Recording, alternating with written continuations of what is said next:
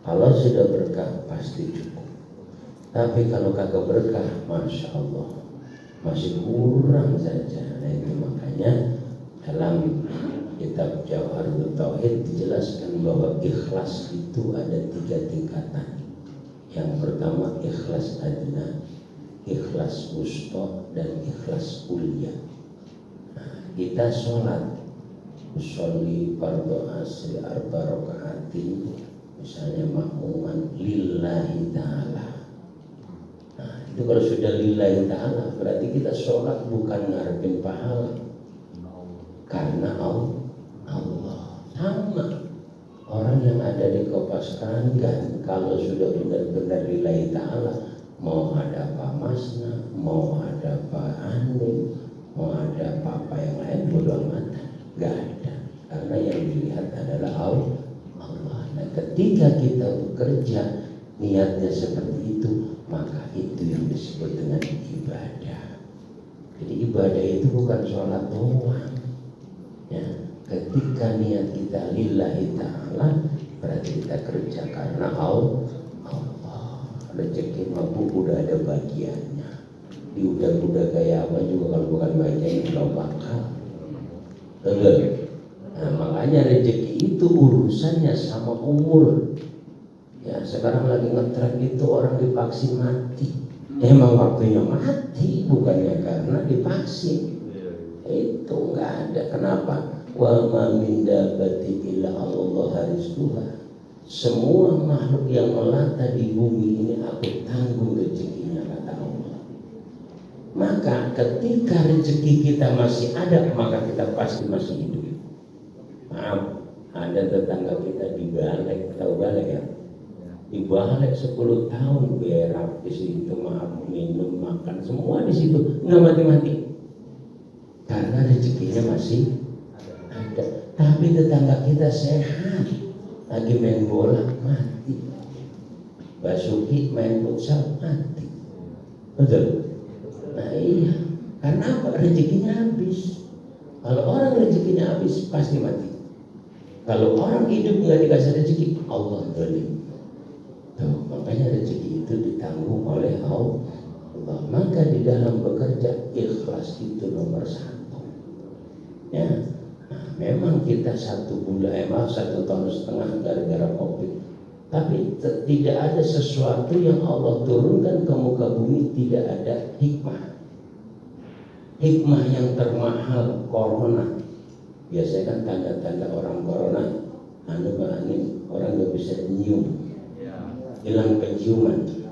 Iya, tapi sekarang kita berkah corona, teman kita kentut sebelah kita, terus kita cium bau, alhamdulillah gua negatif. Lah iya benar nggak? Maaf nih, Ustaz saya kentut habis makan petek, nggak bau bahaya. Nah kalau nggak bau, kalau saya cium, oh nggak bau, wah hilang penciuman gua, berarti positif. Benar nggak? Iya, makanya kita sekarang ini yang pada maaf yang di parkiran pada gerak, teman keteknya bau, alhamdulillah, gua bisa masih nyium, berarti negatif. Nah, itu bahaya sekali sekarang. Nah, berarti masih normal. Benar nggak? Iya, kemarin kita kalau teman kita kentut marah, pusing, bau banget kentut. Kalau sekarang, alhamdulillah, gua negatif. Karena bisa nih hikmah corona. Benar nggak? Hikmah corona yang kedua, bapak-bapak kita alhamdulillah selama ini nggak pernah lihat bini kita cemberut. Ya karena ditutupin masker. Gimana mau kelihatan? Itu nggak ada sesuatu yang Allah turunkan tidak ada hikmahnya. Ada hikmahnya. Ya.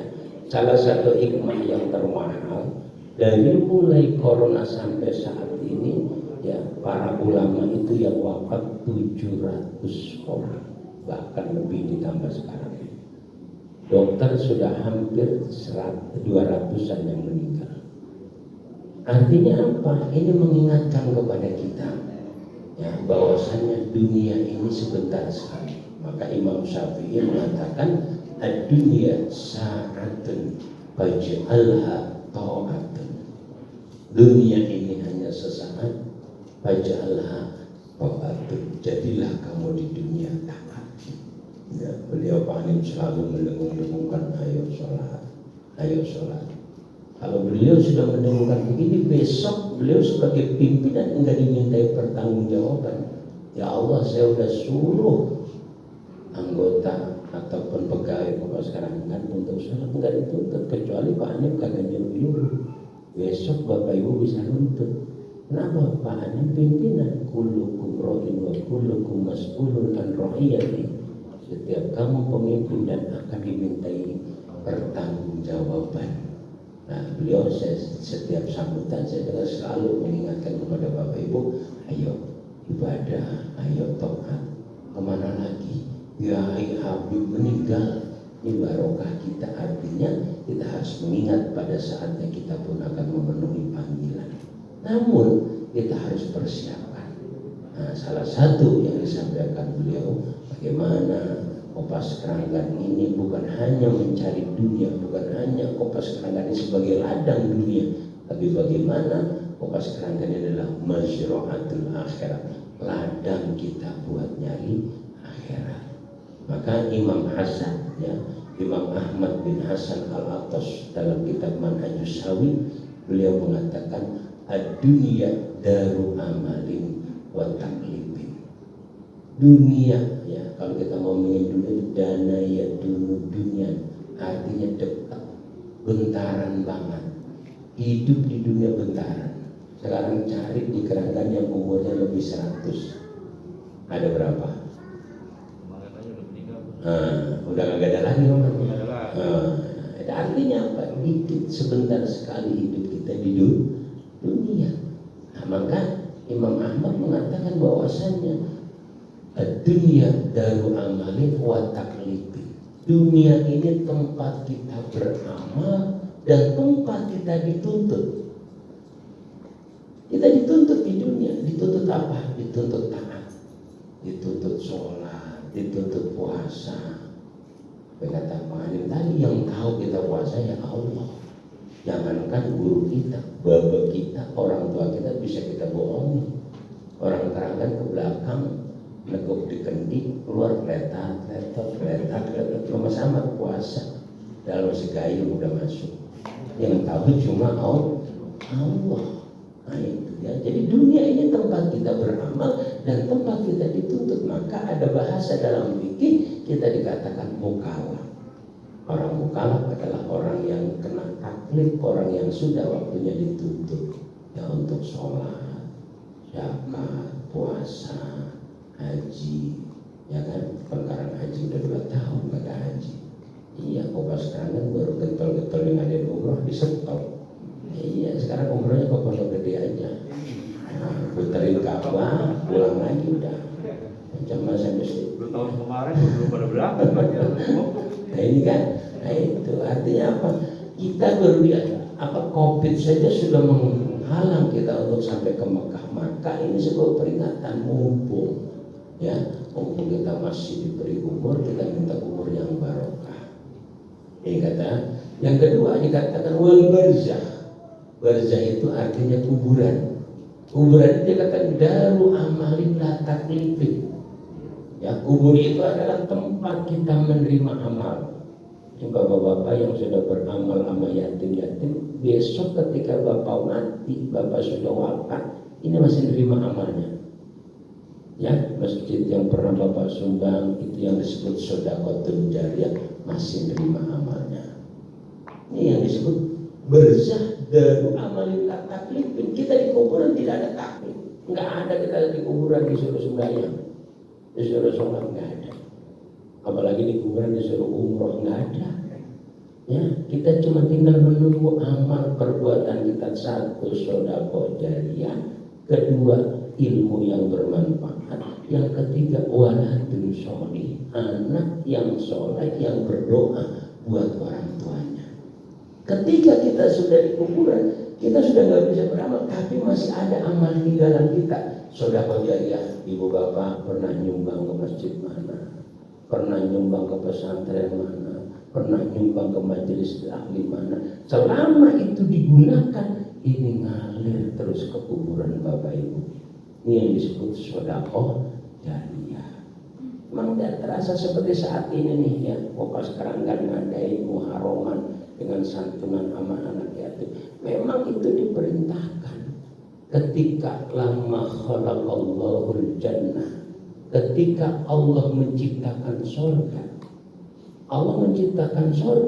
surga ngomong dulu sama Allah, lima khalaqtani ya Rabb, untuk apa aku kau ciptakan ya Rabb? Surga diciptain oleh Allah, nanya, saya mau diciptakan untuk apa? Ya kan? Tahun 85 aja lagi masih pada SMA, kan ada lagunya itu. Zaman Pak Anim SMA, untuk siapa aku dilahirkan. Itu tahun 25 atau 85 itu, kalau dia yang apa lagu itu berarti udah tua. Ya kan, lagu Obi Mesak itu. Jadi pura-pura apa? Pura-pura nggak apa. Padahal menyawa cuma malu setelah keadaan tua. Kata apa? Kata Allah ketika lima khalaqtani ya Rabb, aku kau ciptakan untuk apa ya Rabb? Allah menjawab, likulli sakhiyin wa taqiyin. Surga aku ciptakan kamu untuk orang-orang yang sahih. Sahih itu orang yang dermawan, orang yang memberikan sebagian hartanya kepada fuqara, masakin, yatim. Nah, itulah sakin. Wa taqiyin, dan orang-orang yang bertakwa.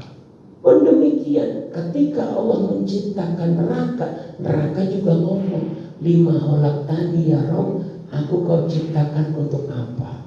Ya, kata neraka, kata Allah, likulli mutakabbirin, untuk orang-orang yang sombong, ya, wa'akim, dan orang yang berani kepada orang tua alias durhaka, wa namamin, dan orang yang mengadu domba.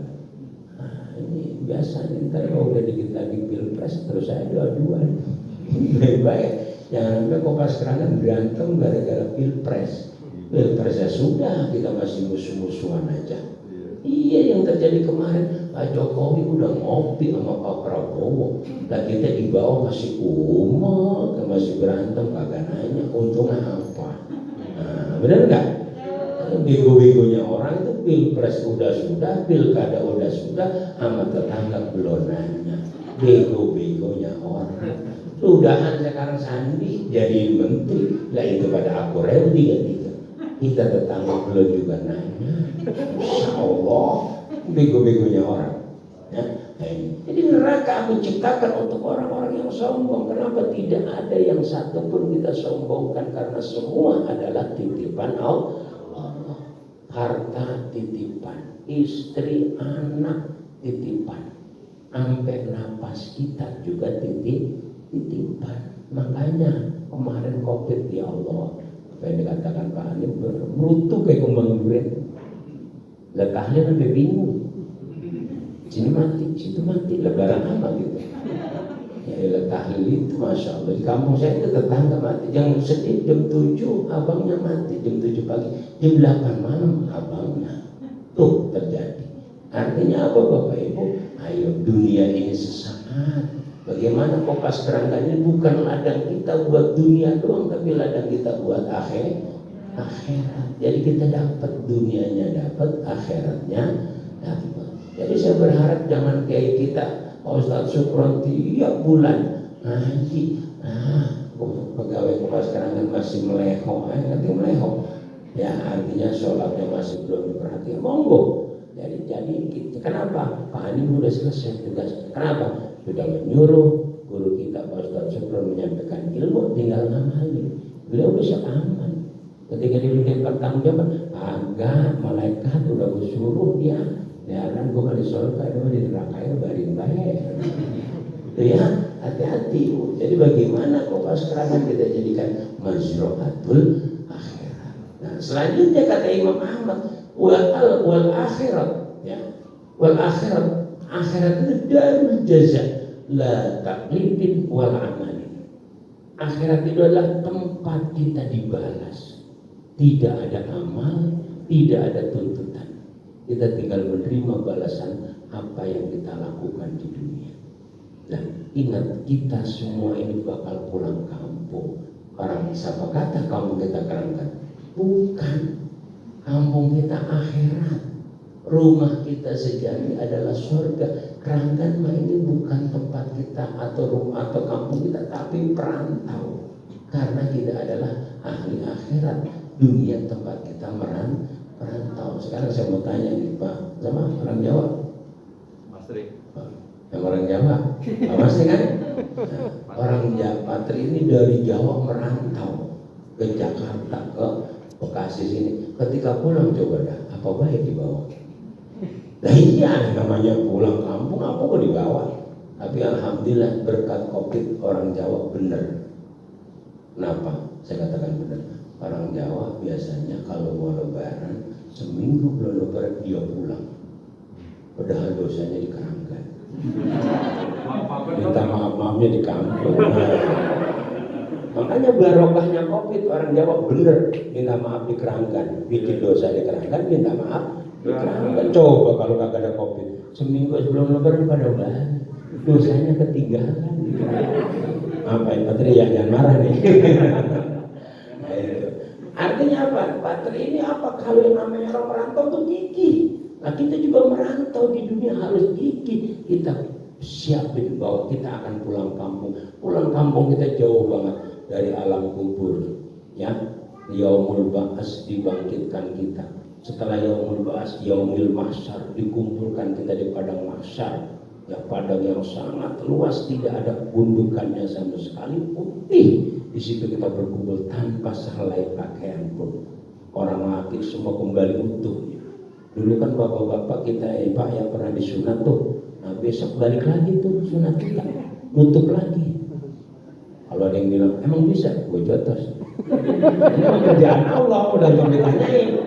Kalau Pak Anim sudah ngumpulin yang keranggan sunat, kagak boleh nemu. Udah dimana tahu itu kan?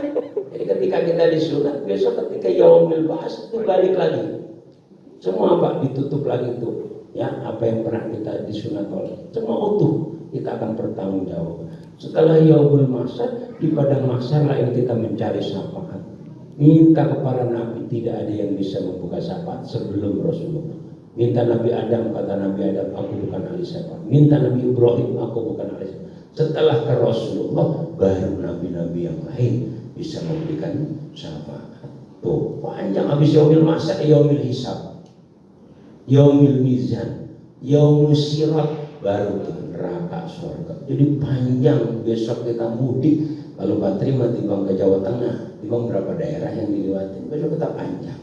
Nah makanya bagaimana kita di dunia ini yang dikatakan Imam Syafi'i, waj'alha ta'ah. Dunia sa'atun waj'alha ta'atun. Dunia hanya sesaat, waj'alha ta'atun. Apa? Jadikanlah di dunia ini taat. Maka dalam satu hadis baginda Nabi mengatakan, man dakhala al-qabra bila zatin faka'annama rakibal bahru bila sabina. Orang yang masuk kuburan tanpa membawa bekal, faka'annama rakibal bahru, bagaikan dia mengarungi lautan bila sabina, dengan tanpa perahu. Coba kita di lautan tanpa perahu, kira-kira apa? Ya. Kalau bahasa orang Jakarta tenggelam, tapi kalau bahasa orang Keranggan itu kelep. Kelep sama ya Pak? Ya, kelep. Nah, kelelep. Iya, kalau orang Keranggan mau tenggelam tapi pantas kelelep. Bener? Iya, itu kelelep.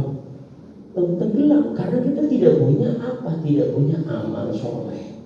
Maka banyaklah beramal soleh. Nah itu Bapak Ibu. Jadi bagaimana waktu yang sangat, kita kan nggak tahu mati kapan. Coba siapa yang tahu? Andai kita dibilangin sama malaikat Israel, besok jam 7 pagi lu aku cabut nyawa lu. Kira-kira semalaman ngapain lu? Ibadah mati lalu berhenti kalau besok mau mati. Ya, tapi karena mati datang tiba-tiba, ya kita tidak pernah tahu. Kan saya sudah sering sampaikan, seandainya mati urutan abjad, yang namanya Zainuddin paling belakang. Ya, Ustaz Supron paling belakang S. Nah ini yang masalah. Paling dulu nih.